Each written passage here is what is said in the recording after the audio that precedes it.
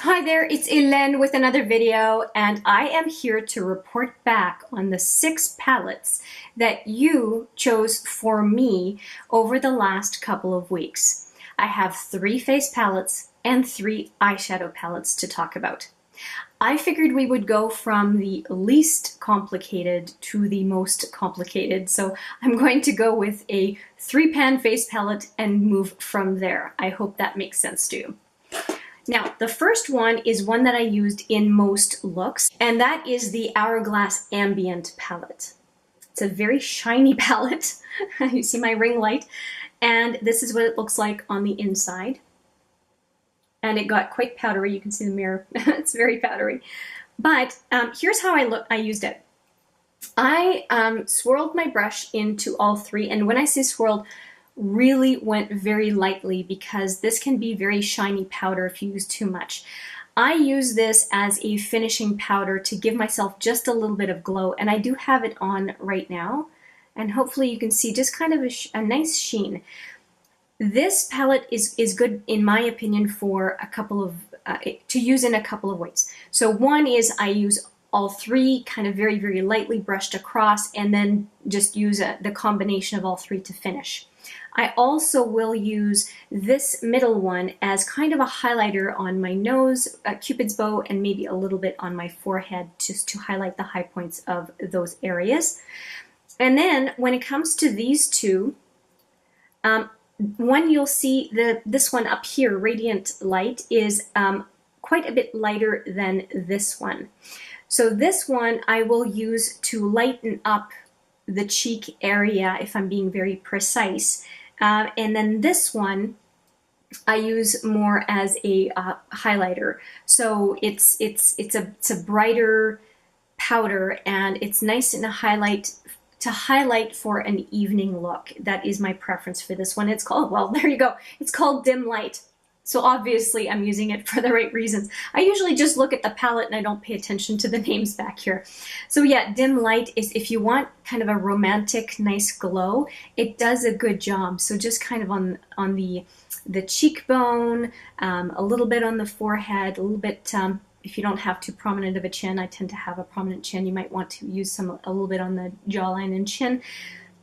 Very, very flattering powders. I think they look really good, but I find that the only way that they are flattering and really useful is with a light touch, and it just adds that. Did I see a glow? Did I see a little something extra on her skin? That's the kind of look and effect that I'm looking at or looking for when I use this Hourglass Ambient palette. And I would love to hear how you use it if you use it in a different way, but that's how I've found it. It looks great for me, and I tend to use it when I want that little extra. It's not every day, but when I do want it, it certainly does or gives me the effect that I'm looking for, and I never regret putting it on when I feel it's just that little extra that I'm looking for. Next up is an old favorite, so I had no problem using this one when it came up as one of the selections, and it's the Jean-Michel Basquiat, and this is the face palette. Obviously we're doing face palettes. And I only used this Jawbone bronzer a couple of times because it would have been my default the whole time. If you look at the palette, if you look at the wear, you will notice that the Jawbone is the one with the most wear, although each one of these has been used quite a bit. So I used this one twice and this highlighter once or twice, and then I think I used X-rated once, maybe twice, and then this one probably 3 times. So I really enjoy this palette, and like I said, it was a little bit, I had to be careful just not to use it too much. So I really enjoy this palette. It's too bad that it's discontinued, but I have to say though, this is Urban Decay product, and I really do enjoy Urban Decay blushes and bronzers. Not so much, I'm not so big on the highlighters, although I do have a highlighter quad that I quite enjoy, but it's the After Dark, Afterglow, something like that. But do I like this quad? Absolutely, and it is a quad that often makes it into my travel bag when I'm going to be out and about traveling somewhere near or far. And there was quite a bit of Urban Decay products this time around, and this is the other face palette. And this Naked Skin, I have done a full view of the face palettes, my top face palettes and why, and I'll put the video right here. This was definitely in my group of palettes that I have no problem recommending, because it is a very sleek case, and I have a renewed appreciation and a deeper appreciation actually for this palette thanks to this palette Roulette, which I did not anticipate. On the powder side, it's a no-brainer. So I used these, actually all 4 powders quite a few times over the last couple weeks. I do find this bronzer to be quite orange, but if you mix it with the sculpting powder, you can ease off the warm nature of the bronzer, so that's not too bad. And then this cream powder also helps to lighten up if you need to. I did find though that this cream powder did a good job of setting my eye primer. So if I wanted to use this palette as kind of a universal palette for a bunch of different purposes, then I would definitely argue that this one does a good job for setting the eye primer, and I could even use this and this as my base colors for an eye look. If we want to take it further, I don't see why I can't use all of these powders on the eye as well. Everything worked really well. I was rekindled with this very nice, pretty subtle highlighter. It's nothing crazy, and I did enjoy it and used it a couple of times, so I think it looks pretty good. Now that's, to me, the side that people would consider the easy side, and it has its own mirror, and then when you flip around to the other side, that side has a mirror as well. So I love the fact that cream and powder products are separated. And now we get to the cream side, again separated by a mirror, and let's go over the colors. The viewfinder is really terrible for me, so I'm going to look at them here. So a sculpting cream, which is great. This is kind of a beigey cream color. This one is more of a salmon color. So to me, it's like a #1 concealer, #2 concealer. And this one is quite cream colored. So if you tend to have more of a cream, rosy cream complexion, this would probably work really well for you. This is the one I used the least, by the way. And then finally, this one is a cream highlighter. I used everything except for this one, which is that cream, rosy cream color, but I don't see why I can't use that one if I'm going to be doing a cool eyeshadow look, that I would use that one as a primer.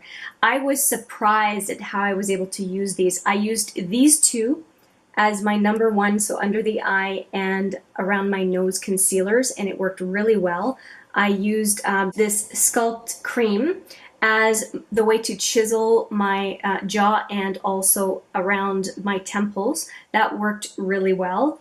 And this cream highlighter, we tend to be a little shy about cream highlighters, but it does get a powder feel right away. So I just went lightly in the pan and tapped on my jaw, my cheekbone, not jaw, my cheekbone. I tapped along the edge and also on the bridge of my nose, and it looked great. So like I said, I always had an appreciation for this palette, but I really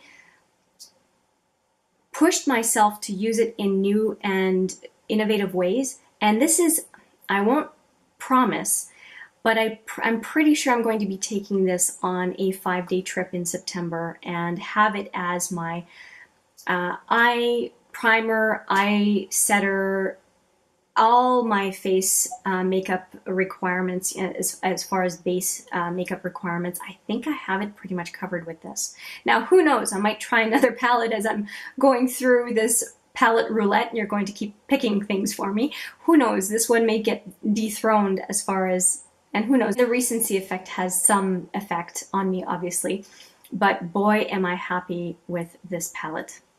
So thank you, thank you, thank you for selecting this one.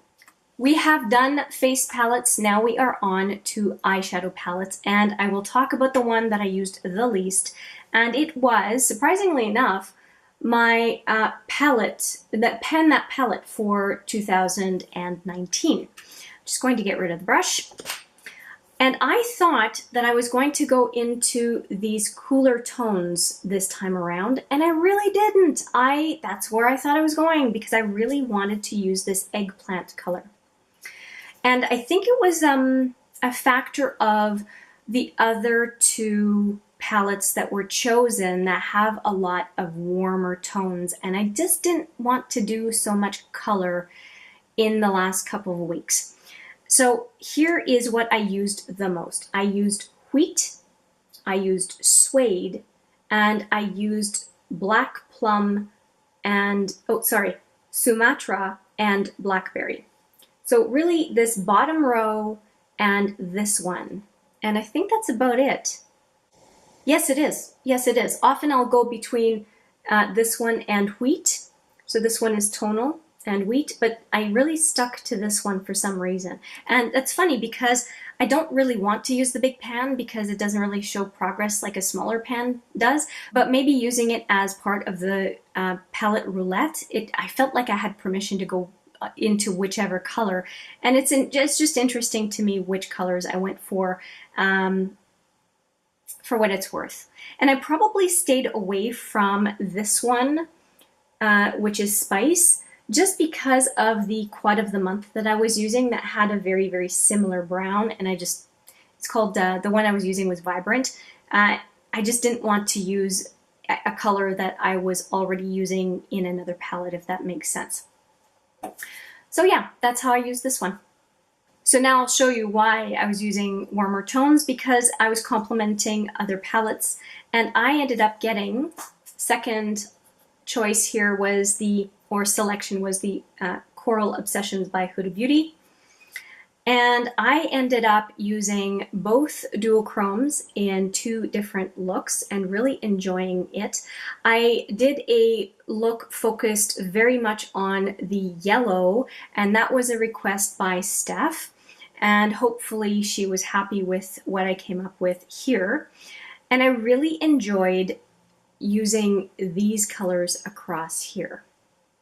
So I didn't want to focus too much on the red because my first impressions with this palette was a look that was heavy on the red, but I definitely wanted to use the couple of duochromes because I think that would be the colors that a few people would be pretty interested in. And I also didn't mind using the corally shades on the inner lid as well. So I had quite a bit of fun with this palette. And then the shocker of all shocks, I used the Masquerade palette, and I even talked about it in another video, which was my Pride palettes video, and I'll put that video right there. And look at this. So here we go. I ended up using these down here. I almost used this one, but I ended up using these shadows. I ended up using this one and this one in a combo with these two. And I ended up using as well the reds, the reddish ones, this one and this one, with a combo of these two. And they look really, really different. Even though in the pan they don't look that different, they truly are. So I thought, I don't know, I just wanted to go with the neutral, more neutral side of the palette and didn't want to use the shadows above. So, which really, really surprised me because the top 8 shadows in the Masquerade Mini are the ones that I really, really go for. And if you're curious, it is the depotted Masquerade Mini. I did depot it some time ago, and I'll put the depotting video there if you're curious. But it was a lot of fun to use it, and it was really neat to have a focus on the neutral shadows in this palette. Again, so unexpected, but I'm really happy I did. And by the way, if you're curious to know what else is on my face today, I did use the quad of the month, so it's not the eyeshadows that are here in front of you for the palette Roulette. And I used the bronzer and highlighter from this palette. And I used a Buxom primer infused blush called Mykonos. Those are pretty new blushes, and I just happen to have a sample. As a matter of fact, I did a full face of samples just in a video recently, and if you're curious, I'll just put it here if I have cards left. So that is the palette roulette picks and the outcomes and all the looks that I was able to show you on screen as I was talking about the various items. And now I am ready to ask you for round number 4. Picks for round number 4. Here's how it works. I would love for you to let me know, and I will be putting the selections up in about 3 or 4 days from the time this video is uploaded. I am going to ask for numbers 1 to 30, numbers 1 to 30. Please pick one number in that range for face palettes, and a number between 1 and 80, 1 and 80 for eyeshadow palettes. Hopefully it's not a number that's already been picked. If it has been picked, I will decide whether or not to include it. And if you have, because you can see my palettes back here, my whole collection is always behind me. If there's a specific palette that you see that you would like me to use, I may substitute a duplicate number for a specific named palette. But that said, numbers will always prevail. So numbers will always be my first choice. And like I said, if I have a duplicate of something that I've just used and it's being picked again, I may substitute for a named palette. So there you go. That is my request for you on the next round. I hope you enjoyed what I did with your picks from this past round. Thank you so much to those who participate. It helps me a whole lot and it makes it a whole lot of fun. I look forward to the next selection, and more so, I look forward to revealing what you have selected that I will be using for the next couple weeks. So I'll just leave it at that, say thank you for watching, and I look forward to seeing you in the next video, which in this case, on this topic, will be just in a few days. Thank you so much, and see you soon.